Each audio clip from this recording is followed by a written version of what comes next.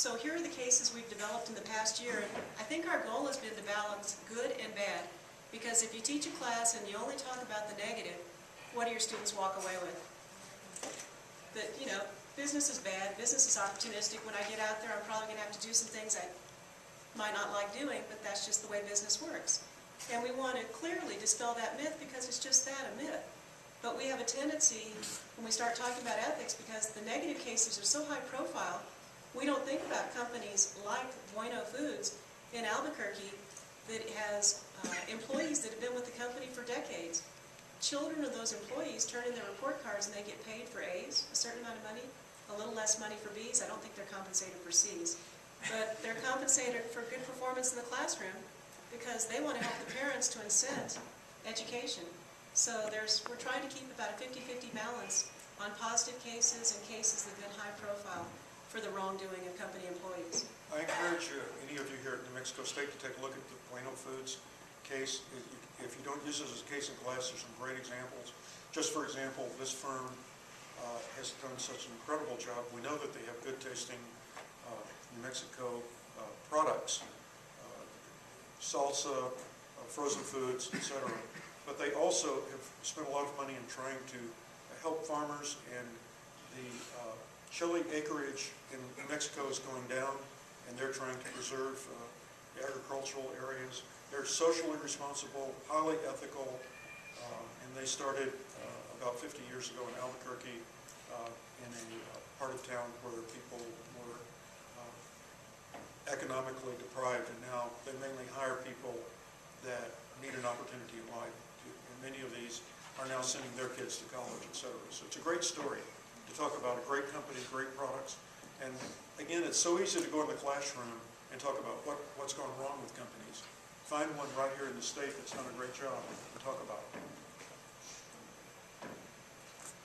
Yeah, the debate issues are kind of fun because you can split your class up in a variety of different ways and have them take both sides of an issue.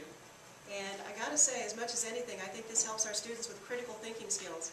Because sometimes you look at a case and you feel like you're being led down a path because these are real world companies. And as with Enron, WorldCom, Global Crossing, etc., it's played out in the media. And the students feel like, well, I kind of know what's happened, or there's other people have written about it. But when you get to a debate, you've got students who have to take a position. They have to do the research to defend their position. And then they're basically voted on with the rest of the class as to how good a job they're doing at making a compelling case and presenting the key issues and defending or not defending that particular perspective. So we're finding debate issues work extremely well to teach this complex subject that doesn't always have black and whites. And you might take a really good team and put them on a pro, and take a really good team and put them on a con with the same exact issue, and you might vote differently each way. And you learn a little something about charisma, charm, transformational leadership, and other issues when you get into those situations. As you present these debates, you certainly present them as there are two sides of the story, but I find 90% of the time the students come up with the right solution, and it's great to let them do it rather than you as a professor do it. They'll have their debate, and you will find one side starting to agree with the other. You've got a great point there. The company didn't make a big mistake in a particular action, or they did the right thing.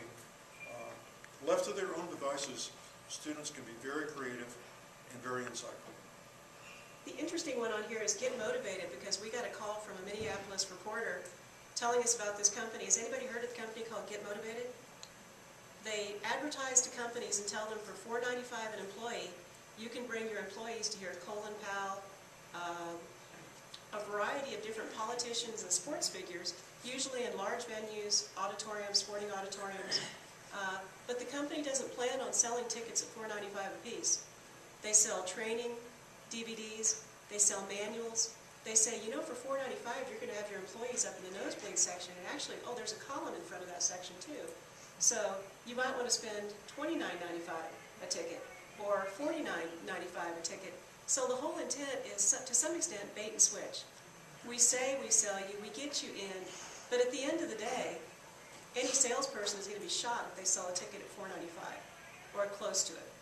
So the whole idea is, how ethical is this pricing model?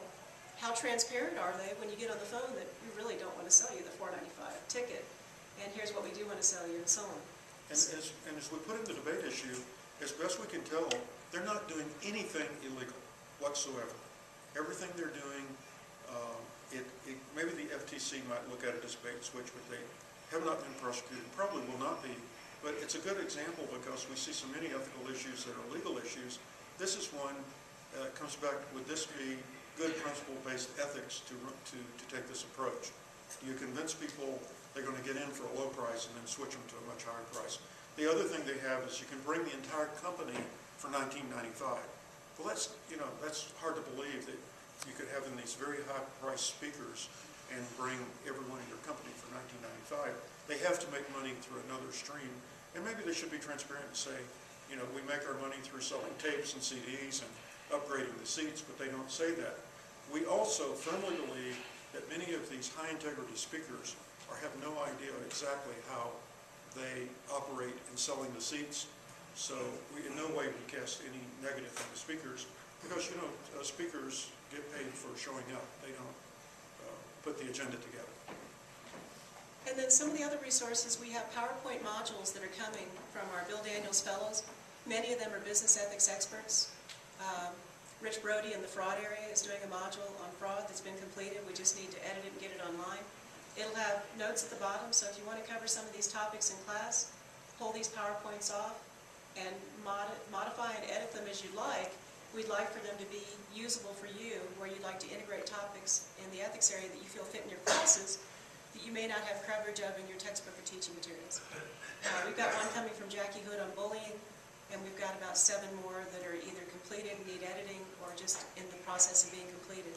What about the office? Oh yes, Rob Del Campo wrote a book on using the office to teach leadership and motivation. So we went to him and said, do you think you could put together something for us on using the office to teach business ethics?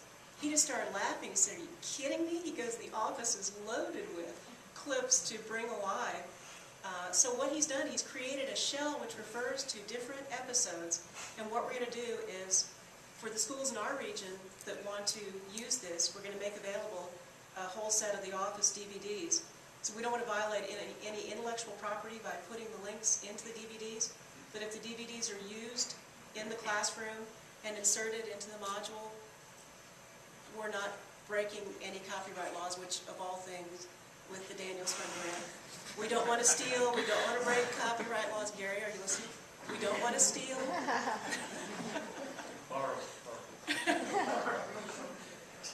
So as these become available and you see topics on there, we're quite prepared to expand, and we will be expanding upon, but if you see areas that you'd like covered that we're not covering, shoot us off an email and let us know, and we'll see if we can find the expertise to create some resources and PowerPoint modules on those topics.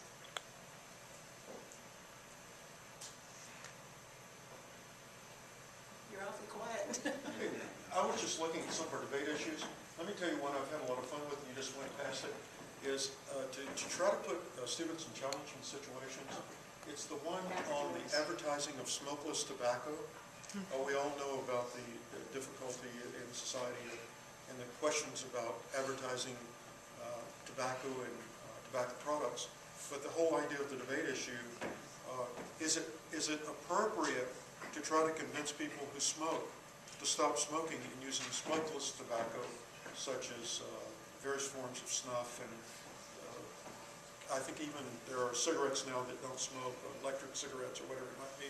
But it really creates a fiery situation in the classroom because there are certain students. Yeah, certain students will say no tobacco product should be promoted, but then there are others who say if we get people to use smokeless tobacco, then we won't have secondhand smoking. So we've got a number of debate issues like that are societal issues, but they're also ethical issues from the standpoint of should companies be allowed to engage in these types of promotional activities. And